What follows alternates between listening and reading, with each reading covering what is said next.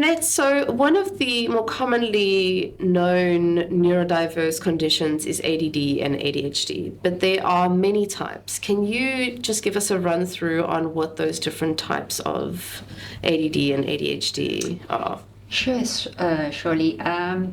Basically, first of all, as you've mentioned, you get the ADD, which is mainly the dreamer, the one that just drifts off into their own world, and they are dreaming. They are not necessarily moving. So then the ADHD would be not paying attention, but together with that being hyperactive, the constant urge to move, as well as, or in combination with that, have impulsivity, which who finds it difficult to control their behavior and their impulses. And then you get overlap conditions with that also, where you will find some that struggles with dyslexia or oppositional defiant behavior, where they are easily triggered in terms of aggressive behavior.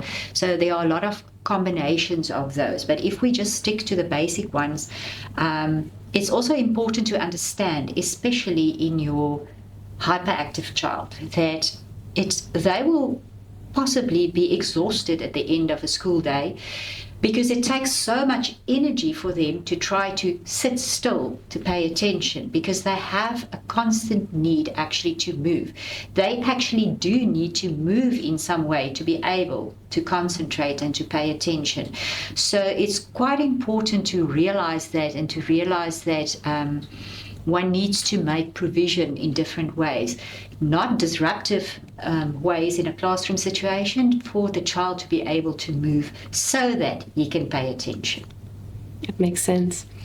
And tell me, when parents and educators identify ADHD or ADD in a child, what are some lifestyle adjustments that they could make for that child to kind of support their difficulties?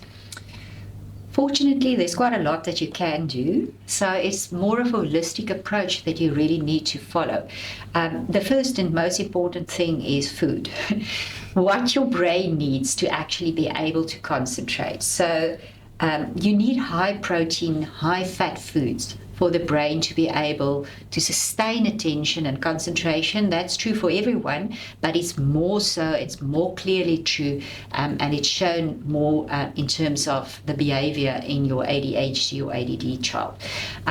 So a very great no-no is sugary cereals in the morning, because it gives an insulin spike, which is going to crash in the classroom. And the moment that sugar crash comes, it's impossible to pay attention and impossible not to fidget and move and be hyperactive.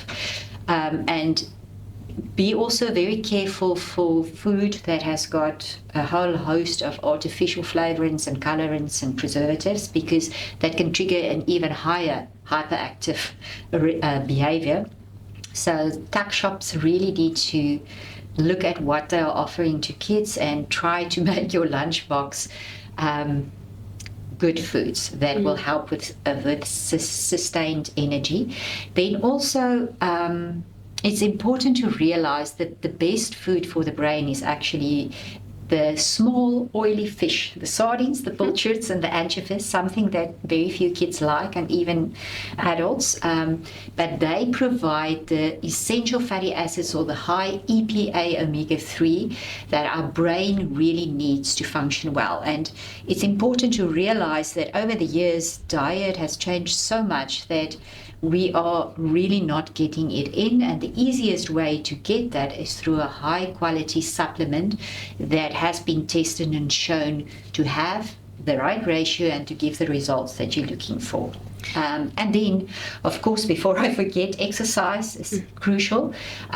Exercise is like a natural stimulant to your brain, and it assists you to concentrate for 2 to 3 hours after you've done a high intensity 15 to 20 minutes workout, and then sufficient sleep, enough relaxation, or ability to just switch off from your stress levels is also very important in managing.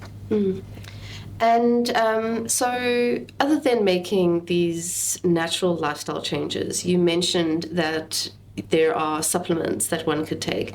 Do you have any advice on any specific type of supplement?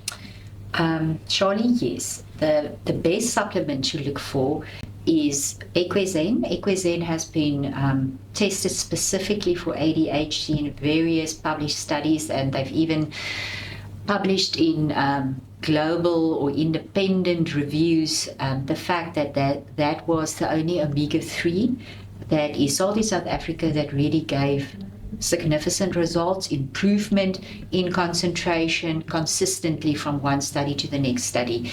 And the way in which it actually works is to feed the brain and the nervous system and to enable you to continuously pay better attention and to build up the chemicals in your brain that is important to pay attention, like our dopamine levels, which we do get when we take stimulants, but in a natural way, it would be better to consider first our first-line treatment. And would there be any benefits in combining your prescription medication with the likes of Equizen? Surely, yes, there are considerable benefits in doing a combination. A one-year study actually showed that combining your Equizen with a stimulant medication, the methylphenidate, showed that there's much less side effects, specifically appetite loss were 50% less in the children using it, headaches, anxiety, mood swings, improved heart palpitations, and the other great outcome was that you could use a lower dosage of the stimulants and getting the same results, which means that the long-term treatment of the child is much more successful.